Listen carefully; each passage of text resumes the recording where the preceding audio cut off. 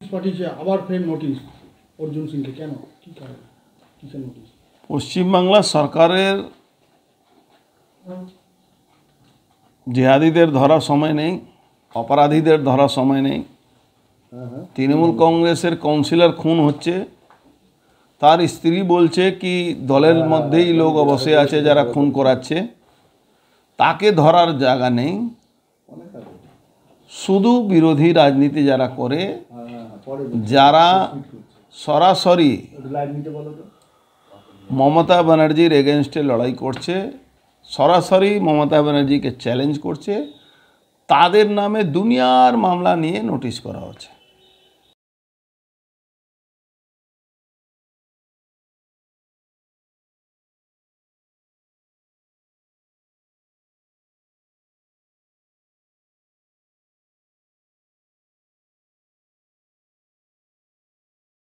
পাঠিয়েছে আবার ফের নোটিশ অর্জুন সিংকে, কেন, কি কারণ, কিসের নোটিশ?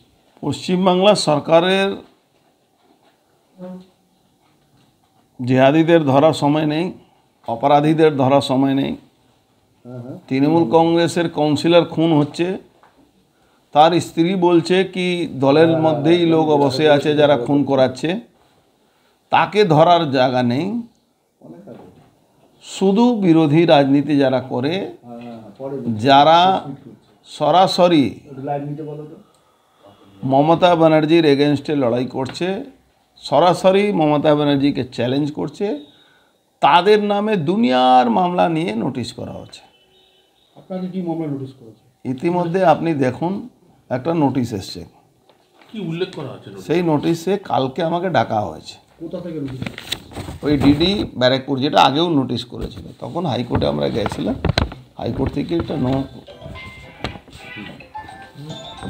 প্রসিকিউশন বলে একটা অর্ডার হয়েছিল, সেখানে বলা হয়েছে, ডেট পড়েছে ফেব্রুয়ারি মাসে। এই মিটিংটা, এই নোটিশটা কাল রাত্রিবেলা মেল এসছে। আবার কাল রাত্রিবেলা 12টার সময় আমার ছেলেকে একটা নোটিশ দিয়েছে। 12টার সময় কেউ লোক না থাকলে পবন সিংকে, বিধায়ককে একটা নোটিশ দিয়েছে। সেই নোটিশটা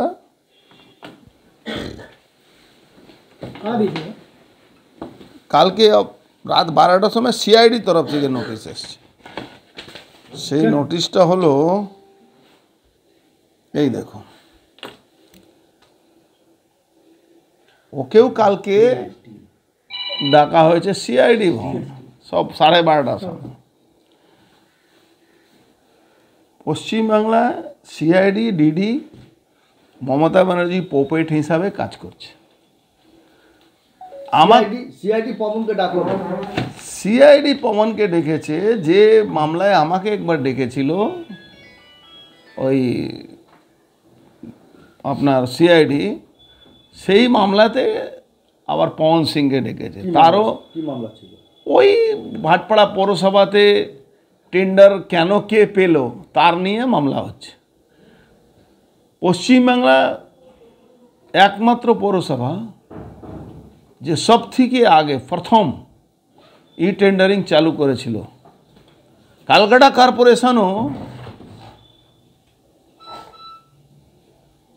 5 কোটি টাকা কাজ করতে গেলে 5,000 টেন্ডার করেছিল, ম্যানুয়াল টেন্ডার। সেখানে 3 লাখ 3.5 লাখ টাকা এই নিয়ে প্রশ্ন করেছিল বিরোধীরা। কিন্তু একমাত্র আমরা, যেটা প্রথম ই টেন্ডারিং যখন চালু হয়, ভাটপাড়া পৌরসভা ই টেন্ডারিং চালু। এবার ই টেন্ডার যখন হবে, তখন ভারতবর্ষে কোন কোনা থেকে কে টেন্ডার ফেলবে সে দেখার দায়িত্ব আমাদের নয়। কিন্তু সেটা নিয়ে একটা মামলা করে 2020 সালে মামলা হচ্ছে। 18 সালের মামলা 2020 সালে মামলা হচ্ছে। 5 বছরের কোনো হেলদোল নেই, আবার 5 বছর পরে শুরু হয়েছে।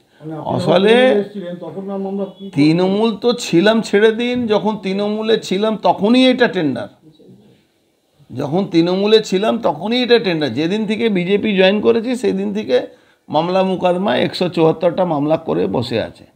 আমি বলছি ডোন্ট কেয়ার, যত মামলা করার আছে, ক্ষমতা আছে মমতা ব্যানার্জি, করুক। কালকে কি আপনি যাচ্ছেন? যত ক্ষমতা আছে মমতা ব্যানার্জি, যত ক্ষমতা আছে উনি করুক, কালকে যাচ্ছেন? Don't care. জেহাদিদেরকে উনি বাংলায় জেহাদিদের হাতে তুলে দিয়েছেন, এইটা নিয়ে আমাদের লড়াই থাকবে। সনাতনীদেরকে বাঁচাবার জন্য বাংলাদেশ থেকে নিয়ে পশ্চিমবাংলা আমরা লড়ব, আমরা এই লড়াইতে জিতব। প্রিয়াঙ্কু পাণ্ডের যে বাড়ি, প্রিয়াঙ্কু পাণ্ডের বাড়ির ব্যাপারে আমি তো বলবো এই পৌরসভাটা না এখন মূর্খদের হাতে চলে গেছে। যেদিন এই মামলাটা খুলবে সেদিন দেখবে পৌরসভা কি তার জমি না, কেন জমি না তো পৌরসভা, ওটা জমি না, কখন বলবে? এটা ভাটপাড়া পৌরসভা, ওটা জমিই না। কিছু জমি আছে যেটা প্রিয়াঙ্কু পাণ্ডের নিজের জমি, আর কিছু জমি আছে ওখানে যেটা রেলের আগে রেল লাইন থাকতো, সেটা কোম্পানিদের জায়গা, অ্যাকচুয়ালি রেলেরও জায়গা না ওটা। আপনি জানেন প্রিভিয়াস টাইমে রেলকে জমি কিনে দিতে হতো, তখন রেল লাইন এই জুট মিলি এলাকাতে যেত। সেই রেল যখন উঠে গেলে এই জমিগুলো কিন্তু অ্যাকচুয়ালি কোম্পানিদের জায়গা, যে যে মিলের কোম্পানি আছে তাদের জায়গা, এটা সরকারি জায়গাই না। তাহলে পৌরসভার চেয়ারম্যান আরে মূর্খ যেখানে থাকবে, যেখানে কোনো লিগাল তাদের কোনো মানে জানে না, তারা এইসব করে যাচ্ছে, করতে দিন, এটা লেজে গোবর হবে। সরকারি টাকা খরচ করে কেস করছে, আর কেসে যখন হারবে তখন দেখবেন মুখ থুবড়ে পড়বে। এই অবস্থা আছে এই কেসের। কালকে কি আপনি যাচ্ছেন? এখনও ঠিক করিনি, যাওয়ার ইচ্ছা আছে, যেতেও পারি। কালকে 12টার সময় ডেকেছে এই ব্যারেকপুর ডিডিতে, খুব সম্ভাবনা আছে আমি যেতে পারি। এই যে একাধিক করেছে, এখনও চলছে তো। কালকে আমি গেছিলাম নদীপ কোর্টে, নদীপ কোর্ট থেকে আমি ইস্কন মন্দিরে গেছি। আমাকে একটা 80-82 বছরের মানুষ বলছেন আপনি সাবধান থাকুন, আপনাকে এই সরকার মারিয়ে দেবে, খুন করাবে। কে বলেছে এটা? একটা বয়স্ক মানুষ, আমি চিনিও না লোকটাকে, একজন সাধু সন্ন্যাসী মানুষ। তো এখানে বাংলায় মমতা ব্যানার্জির বিরুদ্ধে যারা লড়বে তাদেরকে উনি এইসব করবেন। আপনি যে কাল যাচ্ছেন, যে যদি যান, কোনো প্রিকশন নিয়ে যাচ্ছেন, শারীরিক কোনো প্রিকশন? দেখুন, আমি সবসময় প্রিকশন নিয়েই থাকি, কিন্তু যখন মৃত্যু থাকবে কারো কেউ বাঁচাতে পারে না, কিন্তু মানুষ হিসাবে আমার যা করণীয় আমি করেই যাব। দ্বিতীয়, যারা এই ধরনের ঘটনাগুলো করছেন, এখন একটা নতুন ভাইরাস বেরোচ্ছে, এই ভাইরাসের মধ্যে এই যে সব অ্যালার্ট জারি হচ্ছে বাংলায়, তো এরা এইসব ডাকতে পারে কি না পারে, এটাও একটা আইনের ব্যাপার আছে, জানতে হবে। HMVP এই ব্যাপারটাও আমাকে জানতে হবে কি এই সময়ে এরা ডাকতে পারে কি না পারে, এর একটা বড় প্রশ্ন আছে। আমরা যখন কোর্টে যাব সেই প্রশ্নটা করব কোর্ট কাছে। দলকে জানিয়েছেন বিষয়টা? দলকে তো নিশ্চয়ই জানিয়ে দিয়েছি, দল জানে। দল জানে, ঠিক আছে। এটা সরাসরি মমতা ব্যানার্জি করাচ্ছে। আসলে এখানে সোমনাথ শ্যাম প্রিয়াঙ্কু পাণ্ডেকে মার্ডার করার প্ল্যান করেছিল। সোমনাথ শ্যাম পার্থভৌমিক আমাকে খুন করার জন্য এখানে একটা চাংড়া আছে নমিত সিং, তাকে দিয়ে আমার বাড়িতে অ্যাটাক করেছিল। এই সব মামলাগুলো হাইকোর্টে চলছে। হাইকোর্টে চলার জন্যে আমাদের উপরে প্রেশার দেওয়ার জন্যে, যাতে হাইকোর্টে কোনো ডিসিশন না হয়, আমরা কেস থেকে ব্যাক করে যাই, তার জন্যে এইসব হচ্ছে। আমি মনে করি এসব মূর্খরা আছে এরা। আমরা মমতা ব্যানার্জির বিরুদ্ধে লড়াই করার জন্য সারা পশ্চিমবাংলা সনাতনীদের পাশে দাঁড়িয়েছি, সনাতনীদেরকে নিয়ে লড়াই করছি, আগামী দিনেও লড়াই করব। আমরা এইসব ডোন্ট কেয়ার, আমরা এইসব নিয়ে মনেও করি না। এর আগেও তো সিআইডি নোটিশ করেছে, ডিডি নোটিশ করেছে। বলছি সিআইডি নোটিশ করলেই কি আমাকে যেতে হবে নাকি? আইনও আছে তো, যখন তখন সিআইডি নোটিশ করে দেবে আমি চলে যাব। এর একটা নিয়ম আছে, এর একটা আইন আছে, এই আইনটা মেনে করতে হয়। আপনি স্টে অর্ডার নিয়েছিলেন সেই সময়? হ্যাঁ, রক্ষা কবচ নিয়েছিলেন? সে তো রক্ষা কবচ দিয়েছে হাইকোর্টে গেলে। এই যে মামলা, এই মামলা হাইকোর্টে রক্ষা কবচ আছে। এই মামলাতে বা পবন সিংকে যে মামলা করেছে 20 সালে মামলা, মাঝখানে কোনো পবন সিংকে ডাকাডাকি নেই, সেই কেসে সুপ্রিম কোর্টে রক্ষা কবচ আছে। কিন্তু এরা মূর্খ আছে, এরা বুঝতে পারছে না কালকে সরকার 26-এ সরকার থাকবে না মমতা ব্যানার্জি। যেভাবে জেহাদিদের হাতে মমতা ব্যানার্জি এই পশ্চিমবাংলাকে তুলে নিয়েছেন, সনাতনীরা কিছু হলেও সজাগ হয়েছেন, কিছু হলেও এগ্রেসিভ হয়েছেন। সনাতনীরা দেখুন নিজের অস্তিত্ব বাঁচাবার জন্যে বাংলায় পশ্চিমবাংলায় এই সরকারকে সরাবেনি। 26 সালের যখন এই সরকার থাকবে না, যারা এই মমতা ব্যানার্জি আঙুল হেলানিতে এইসব নাটকগুলো করছে, তারা নিজেকেও বুঝে নেবে কি আমরা কি ভুল করেছি, তার কৈফিয়ত কিন্তু আইন অনুযায়ী তাদেরকে দিতে হবে। ফাদার ইন ল ছিল, আমি অ্যাজ এ জাস্ট ওই সময় তো আমি থাকতো না এখানে, আমি আউট অফ ইন্ডিয়াই থাকতো, আউট অফ ইন্ডিয়াই বিজনেস করতো। তো আমি just as a sleeping partner ছিল, আমার ইনভলভমেন্ট জিরো ছিল ওখানে। যে কাজ ছিল সব আমার ব্রাদার ইন ল দেখতো। তো ওই কিছু মিনস আমার যে সবচেয়ে ছোটো সিস্টার আছে ওর হাজব্যান্ড, ঠিক আছে। তো আমাকে এই কেসের ব্যাপারে আমাকে জিজ্ঞেস করেছে ডিডি কি আপনার নাম আছে, আপনি অ্যাজ এ ডাইরেক্টর ছিল, আপনি কি জানে কেসের ব্যাপারে। আমি বলে দেখুন আমি তো ছিল না, আমি অ্যাক্টিভও ছিল না ওখানে, আমার তো পুরো টাইম আমি ইন্ডিয়ায় বাইরে থাকতো। তো এই কেসে ব্যাপারে আমি কিছু হেল্প করতে পারবে না আপনাকে। তো ও ডিডি অফিসে জেনে গেছে কি হ্যাঁ এই ছেলে কিছু জানে না এই ব্যাপারে। তো ফির আমাকে ফির ডাকেনি, দুবার ডাকা হয়েছে, 5-5 ঘন্টা আমাকে ওখানে রেখেছে, কোশ্চেন করেছে, ওর করে ছেড়ে দিয়েছে। ফির আজকে কালকে আমি নোটিশ পেয়েছি, রাত্রে 12:30টার সময় আমাকে নোটিশ দেওয়ার জন্য এসেছে। হ্যাঁ কি নোটিশ ছিল, আমার সিকিউরিটিকে জিজ্ঞেস করছিল কি সাহেব কোথায় আছে। তো বলতে 12:30টার সময় সাহেব থোড়ি আপনার জন্যে ওয়েট করবে, সাহেব ঘুম করছে, আপনি একটা কাজ তো বলছে আপনি নোটিশ নিয়ে নাও। তো আমার সিকিউরিটি বলছে না কালকে অফিসে এসে আপনি নোটিশ দেবেন।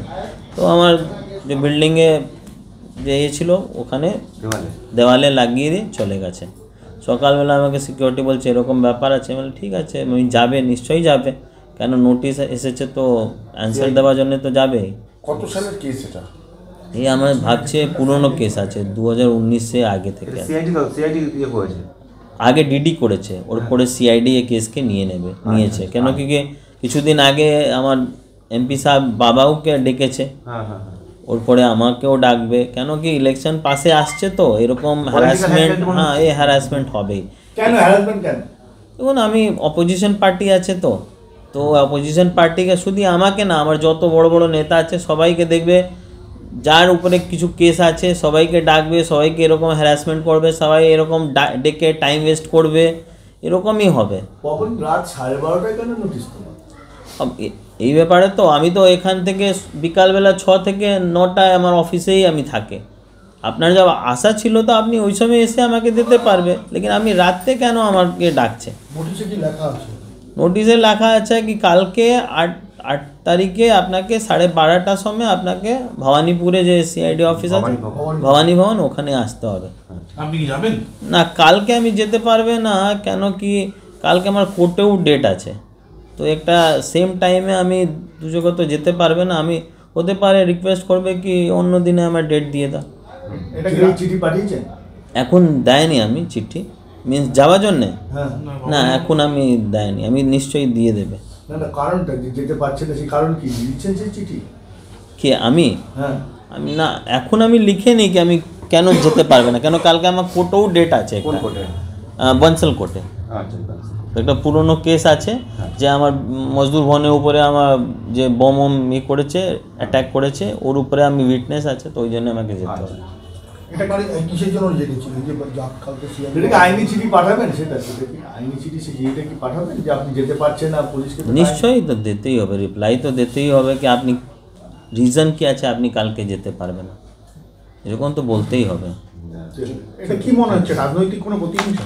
নিশ্চয়ই দাদা রাজনীতি, কেন কি দেখুন আমার তো কিছু নেই, মিন্স আপনি জানেন আমি শুধু আমার কাজের জন্যে কনসেন্ট্রেট করি। আমি আমার রুলিং পার্টি কি করে কি না করে ওর উপরে আমি একটাও কথা বলতে চাই না।